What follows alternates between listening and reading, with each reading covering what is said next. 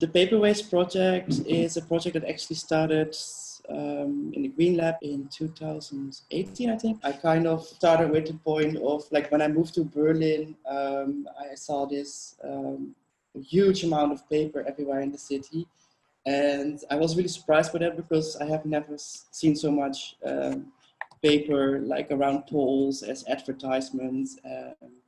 And I was very interested in using it as a material because it's like very, very fast commercial. So it's like layering over layer. And this is like, was for me very interesting to work with. So I actually, it's a kind of an activistic project where I kind of like in the night went out in the summer and took posters of the poles and walls, and I kind of researched into what I can do with that. I wanted to make actually something that was not again paper, but something more sustainable and more durable. So I started to kind of shred the paper into small bits. And from there on, I came into the idea of bioplastics. So on internet, I found a lot of different recipes how to make a kind of like a bioplastic, so a strong material that could represent or change conventional plastic. But in this recipe, I developed my own recipe and added also the paper pulp to make it more stronger and give it a totally different look. So it's kind of like, it looks like papier-mâché, but it's way stronger. And with that, I started to experiment and create different kinds of structures. So if you can see in this picture here, I made kind of a workshop spot. And I kind of like travel around in Berlin, did various workshops, showing that people can work with local waste and turn that into new products, into new objects. And this paper waste is actually, it's cooked and mixed with different natural ingredients. So it's like water, paper pulp, vinegar, cornstarch, and that's then all mixed together and cooked in a pan. And as you can see here in the picture, this whole mobile kitchen I made here is connected with this paper pulp bioplastic. And when it's cooked, it's kind of like a clay. So it's very easy to shape. You can really create sculptural things. You can use it as a connector for making a chair or something.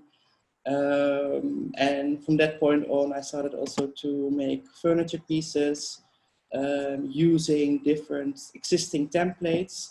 So here I made a chair, a light, and a small stool that is made in a bucket, like a construction bucket you can buy at the construction market. And then with pieces of wood I found also on the street. So this bucket is then first like inside covered with this material paste, this paper paste. And the result is really very interesting because it looks like paper mache, but it's much, much stronger than paper waste. So it can really be used as a construction method. I kind of travel around with the workshop and invite people in Berlin mostly to participate in this workshop. And also using different sources of paper waste. So it's not only the posters. It's also like books. You find a lot of books on the streets for this Superschenke idea in Berlin, where people kind of like put their stuff on the street and you can take it for free. But also, of course, other paper waste like office papers, 2020 planners. It's a very adaptable project. I also used a lot of different colors in it. So you can use like natural dyes like indigo or curcuma to give the paper a completely different look. This whole concept of this workshop is made in a way that it's open source. So I have this recipe. This is the basic recipe of the material. You need 80 grams of paper pulp, water, cornstarch, and vinegar. And this is all recipes you can find around you, buy in the supermarket. And this is kind of the base for the material. So you can kind of develop it further, make it flexible, by adding, for instance, glycerin into it, or even changing the paper pulp with vegetable waste or coffee grounds. So, and this is kind of the recipe I share. And at the moment, I'm also developing different templates to how to make a stool or how to make a chair, and kind of like keeping it open source as well, so that people, to stimulate people to kind of like do it yourself, to create a kind of independency in design, that you not have to buy plastic things, but you can also recreate your own plastic look-alike or not. This is a project that's still continuing at the moment. I'm kind of making a lot of sculptural objects right now, looking into different kinds of waste as well. So I also made a bioplastic that is like transparent and yellow with the same base recipe here, but without the paper pulp. This is this like, it's all about circular economy. So it's like the idea is that you can kind of regenerate it again.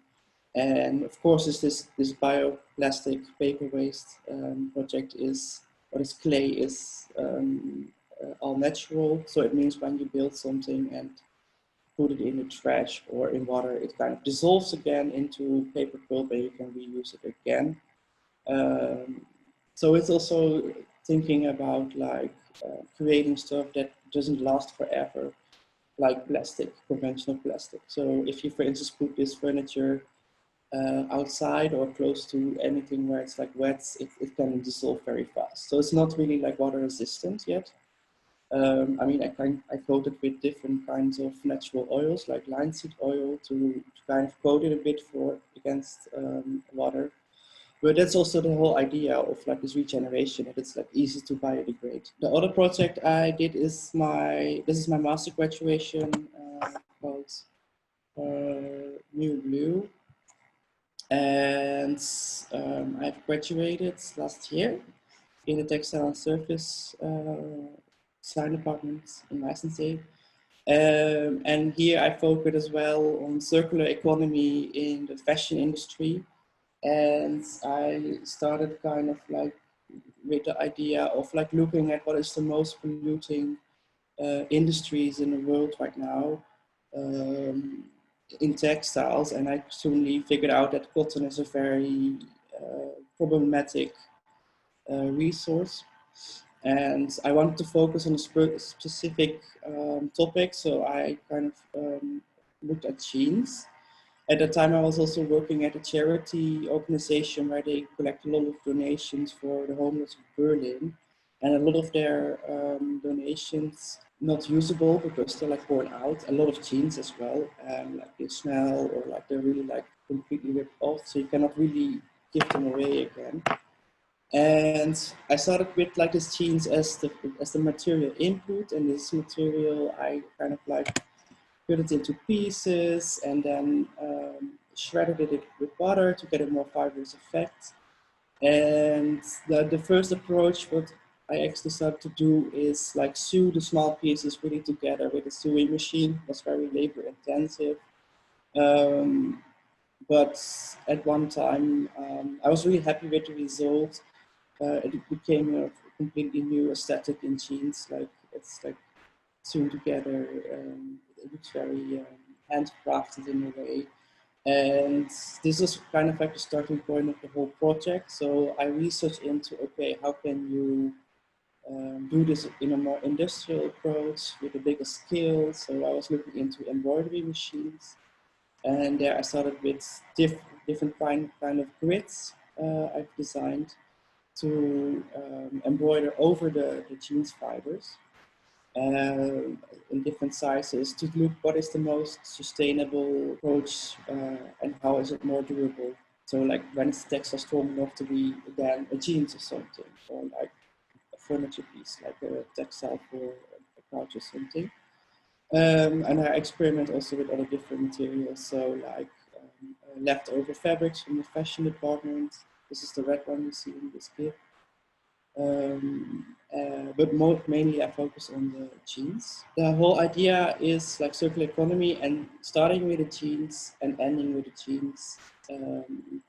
And The idea is to start with like shredding the jeans. This is all done industrially. It's done here in Germany as well, in a huge factory. And then you have this kind of like jeans fiber that is then carded. That means it's like with pumps made into a really fluffy mass. And this fluffy mass is then developed into a fleece.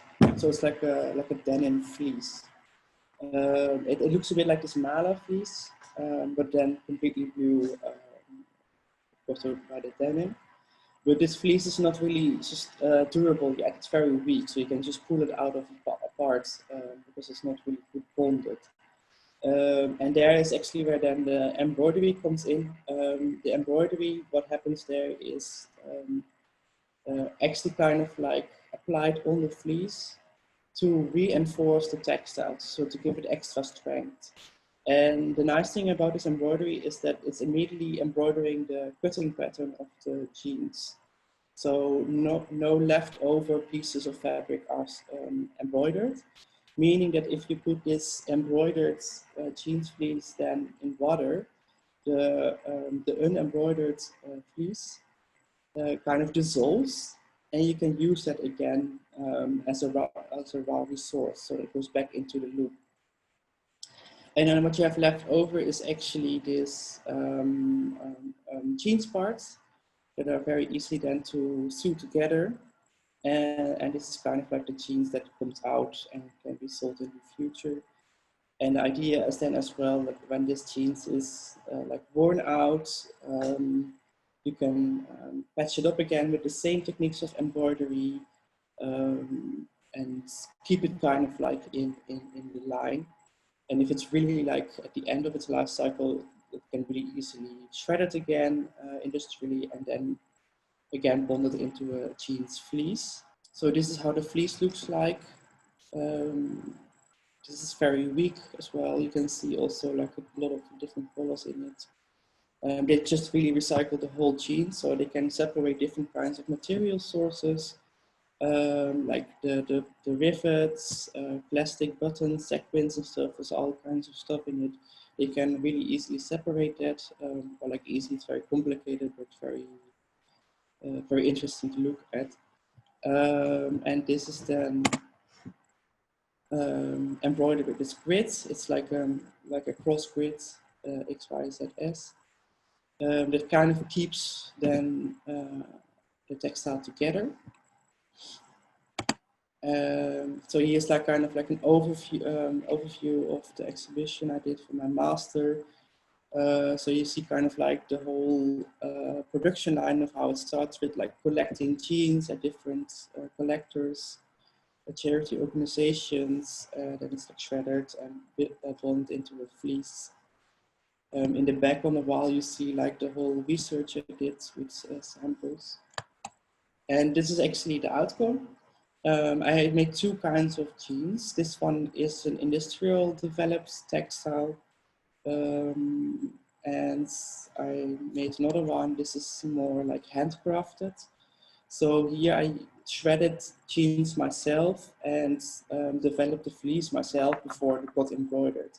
And I did it with like traditional papercraft techniques, meaning that you kind of like, when you make paper, you can make surfaces in the water. You kind of like, can you create your own non-wovens, because the fibers of the cotton are quite good to stick together. And there I used white jeans and blue jeans, and I created this kind of like organic pattern over it. It looks a bit like a cowboy jeans.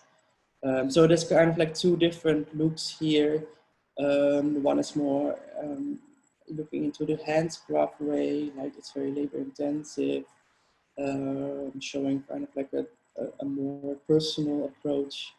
And the other one is more like an industrial way, so it could be like really like a produced kind of jeans or like a pants. Thanks very much for attending this session.